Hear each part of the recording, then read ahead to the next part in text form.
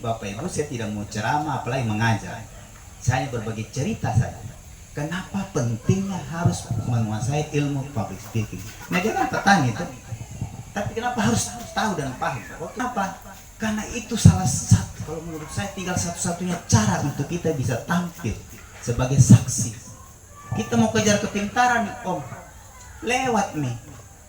Lewat. Om tahu kali-kali sampai berapa? Anak-anak yang begini sekarang dia ketik langsung keluar, Om baru berpikir, berapa ini tapi ini. Dia sudah tahu. Dia tahu. Terus apa yang tidak bisa digantikan sekarang? Bicara saja. Di UKIP, kampus di UKIP, itu jurusan teknik 7 tahun berturut-turut saya latih mahasiswa baru. Itu teknik itu yang bikin gambar-gambar jalan sama bangunan. Apa hubungannya dengan bicara? Orang bilang, Pak, itu kan hanya untuk yang fakultas hukum. Saya di fakultas hukum juga di sini. Atau yang di fakultas sastra. Ternyata teknik butuh juga. Itu sebagaimana kami yang di pertanian, kami yang di peternakan, atau kami yang di karyawan. Makanya alumni-alumni baru universitas atau SMK, kemarin di pos saya bicara untuk anak SMK, saya ajar bagaimana kau punya pintar di kertas muncul juga di tampilanmu. Karena orang bukan melihat ijazahmu, tapi orang melihat tampilan. Ya toh. Dan saya juara 1 umum, Pak. Bukan cuma di kelas, di sekolah SMK. Tapi ternyata kepintaran saya di ijazah lulusan terbaik itu tidak berlaku ketika saya waktu ke Makassar. Mau bertanya saja orang, apalagi mau doa makan waktu pemuda, ikut bergabung dengan PPGT, silakan nanti saudara Hanil Angkut yang akan berdoa makan minggu depan. Tidak masuk saya minggu depan. Tidak masuk saya. Alasan banyak sekali, hujan lah, macet, sakit perut. Kenapa bisa? Karena di sekolah tidak diajarkan bagaimana cara kita berbicara di depan orang untuk menyampaikan isi kepala dan isi hati. Suami istri kan juga begitu. Suami mau yang begini, istri tidak mau. Ini kan soal komunikasi toh. Akhirnya berantem sampai perceraian. Apa masalah? Soalnya begini sudah tidak lagi kecocokan. Di status Facebooknya minggu lalu dia bilang lagi sayang-sayangan. Nah, hari ini bilang sudah tidak ada kecocokan. Minggu lalu masih sama-sama di pantai, foto selfie dengan suami istri. Dia bilang cuma kita berdua. Ini soal komunikasi. Ya tuh. Pacaran apa lagi? Sudah berkeluarga semua. Sudah, jadi jangan pacaran lagi. Istri juga begitu. Kadang kita kan cuma pakai bahasa-bahasa kebatinan tuh. Mau begini, tapi cara menyampaikan ke suami begini. Kita mau dibelikan sepatu yang baru karena sepatu sudah tinggi sebelah. Tapi cara komunikasi ke suami itu yang tidak bagus. Pak, belikan dulu sepatu. Langsung pasti dimarah. Apalagi bulan lalu sudah. Cara kita meminta yang salah. Langsung minta sepatu. Salah. Itu yang nanti saya akan sampaikan. Kenapa harus komunikasi dibangun dari keluarga? Komunikasi itu harus bangun di gereja. Karena hamba Tuhan pelayan pun tidak bisa menangkap kemauan jemaat. Jemaat pun tidak bisa menangkap kemauan. Yang ditunggukan amin tuh. Begitu amin, ulang sulit. Tolek-tolek. Ya tuh. Karena tidak menarik lagi isi firman. Bukan firman yang tidak menarik, cara menyampaikannya yang tidak menarik. Betul? Orang bosan. Kapan aminnya? Ada komunikasi lewat tulisan, WA. Kenapa banyak orang baku bombe gara-gara WA? Ada juga bahasa non verbal. Apa itu bahasa non verbal? Bahasa tubuh, bukan bahasa kata-kata. Kalau bahasa tulisan nanti kita cerita. Dan sekarang bahasa kata-kata dengan bahasa tubuh. Pertanyaan saya, yang mana lebih besar pengaruhnya? Bahasa kata-kata kan atau bahasa tubuh? Bahasa tubuh. Yang mana lebih pengaruhnya, Bu? Bahasa tubuh kalau sah. Ibu bilang bahasa tubuh. Yang mana?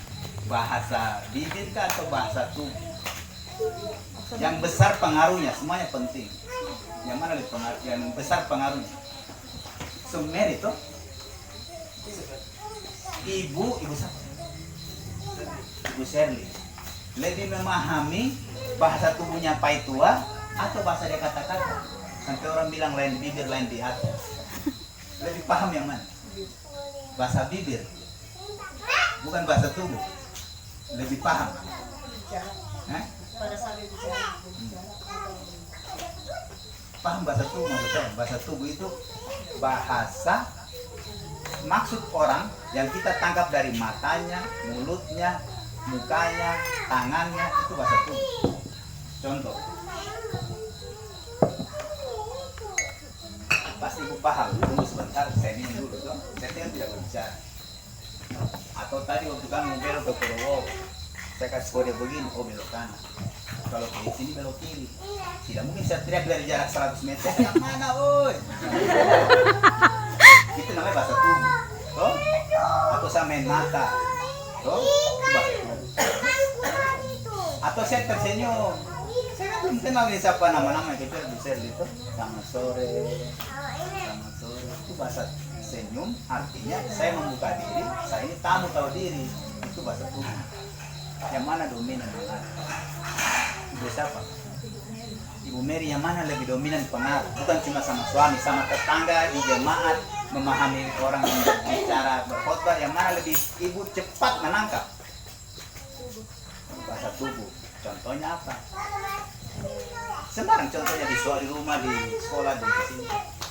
Contohnya kedip mata. Kedip mata. Dulu Pak itu lirik mata kok. Coba kalau Pak itu dulu awal-awal baru kenalan. Pasti bulat.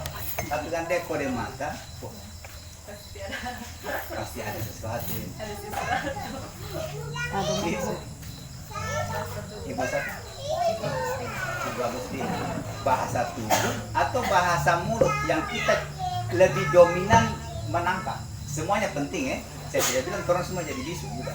Tapi yang kita cepat mengerti, cepat memahami dan lebih sederhana kita tangkap. Itu bahasa apa?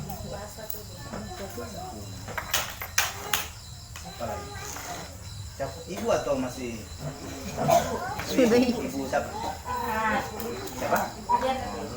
Susah namanya. Kalau saya dapat orang tua yang susah sekali namanya. Siapa? Juniarti. Juni? Juniarti. Ini orang tua aja. Jarang-jarang orang tua yang nama Juni. Biasanya apa? Bahasa tubuh atau bahasa? Bahasa bibir yang mudah dipahami. Contohnya. Tunggu, saya potong dulu. Sudah punya putra-putri? Sudah. Waktu tahu anak itu sakit dari mana? Waktu dia bicara atau kita lihat? Ya, itu bukan bahasa bibir, tapi bahasa. Kita tahu kalau anaknya sudah pegang, kita punya anak ini sakit.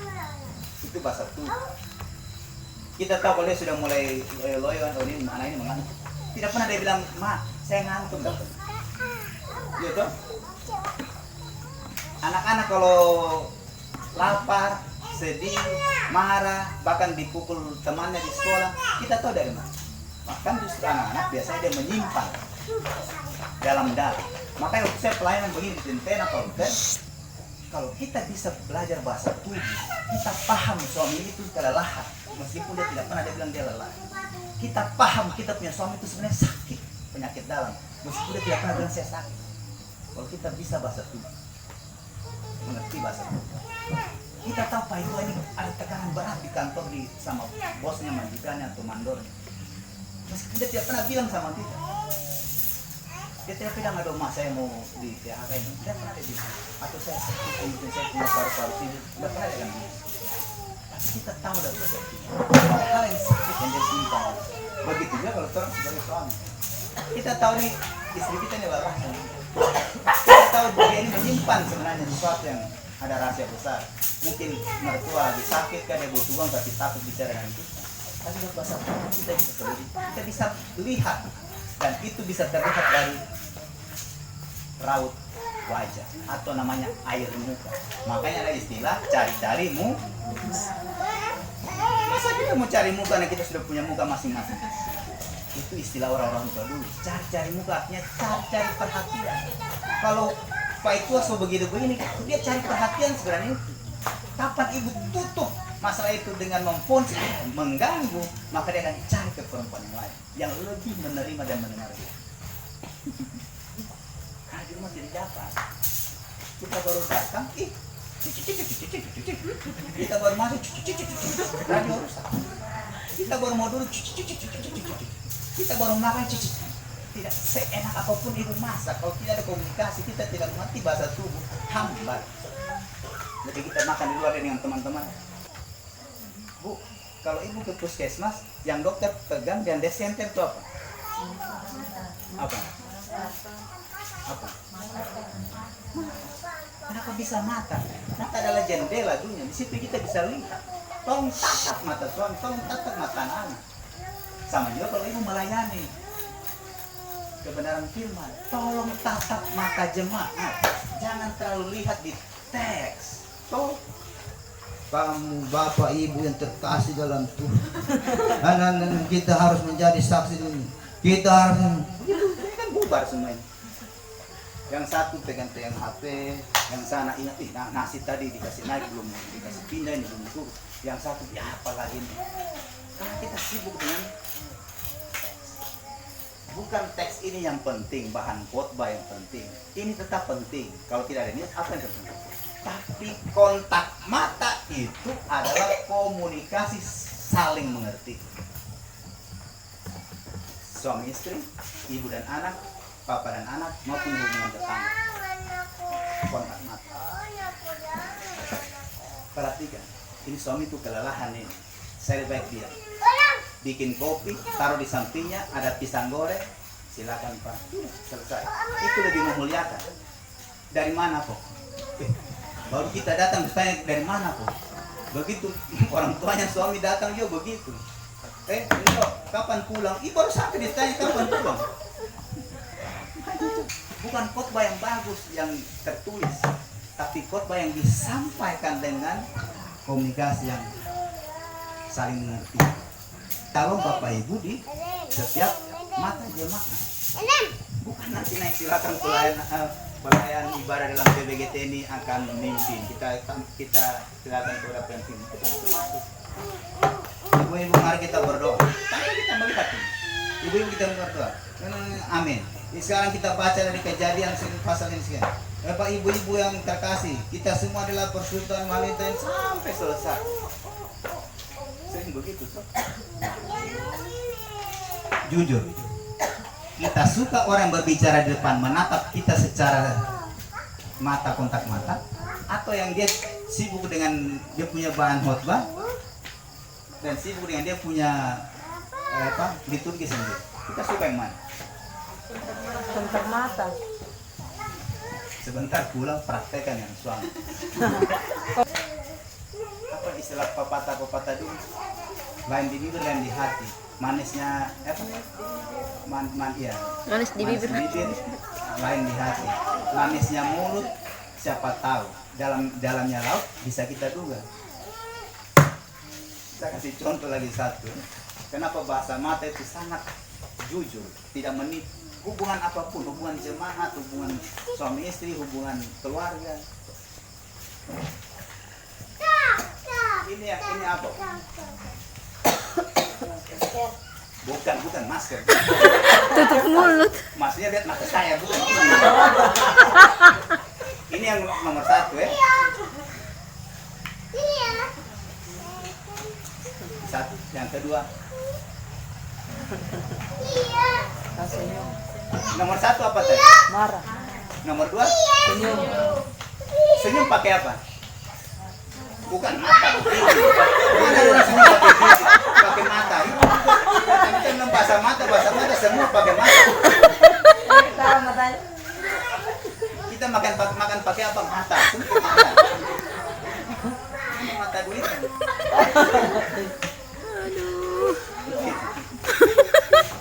Berarti wujudnya arti lewat mata saya kita bisa menebak isi hati orang.